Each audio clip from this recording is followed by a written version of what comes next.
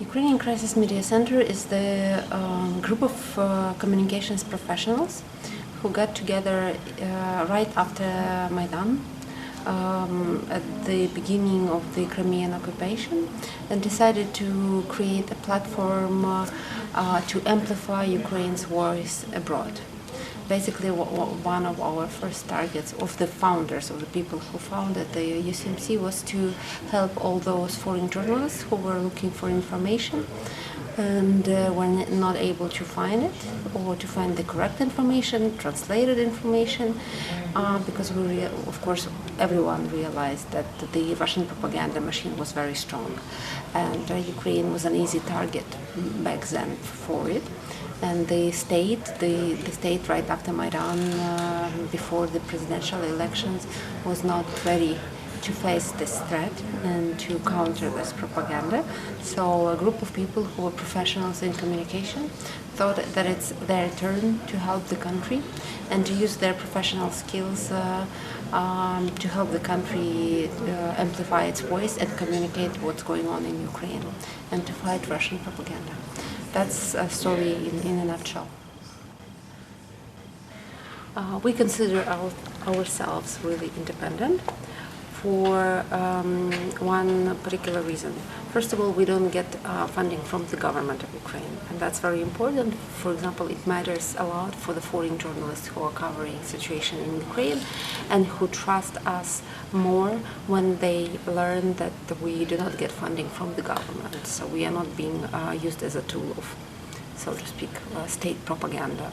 But on the contrary, we do not get any funding from the government, but from the Ukrainian state or from the Ukrainian business of any kind, of any Ukrainian oligarchs, but we get funding from different foreign foundations and governments, which helps us to maintain independent, neutral, and helps us to maintain this status, because foreign foundations, foreign governments do not interfere with the editorial policy of UCMC. They gave funding for specific projects, like, for example, communicating reforms or communicating energy efficiency projects, but they do not interfere with who should be invited to speak, how it should be phrased, and so on.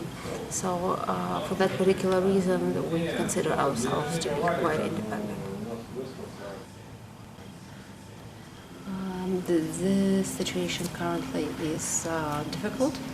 It's very challenging, as everyone can see, but at the same time it gives a lot of hope, because being here, dealing with the new people who came to run the country, the young people who are now working in the government, meeting the people who are driving the reforms in this country, we can see a lot of potential. We can see the first grassroots level changes. We can see that some changes are already happening. We can see a lot of enthusiasm among those people in the young people in the government who would never been able to be part of the government unless all the changes that happening in the country have actually occurred. So I think we have a lot of hope. We are very optimistic about the future. The current situation is very difficult, of course. It's challenging. We are a country at war, no doubt about that.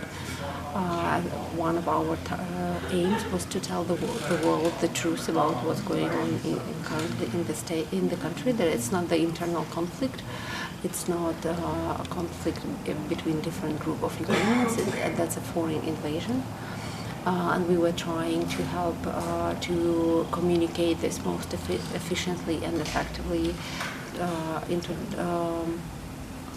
the world. But like I said, we are very hopeful and very optimistic about the future. Well, for me personally, Europe is about feeling free, feeling freedom, is about being protected, feeling of security.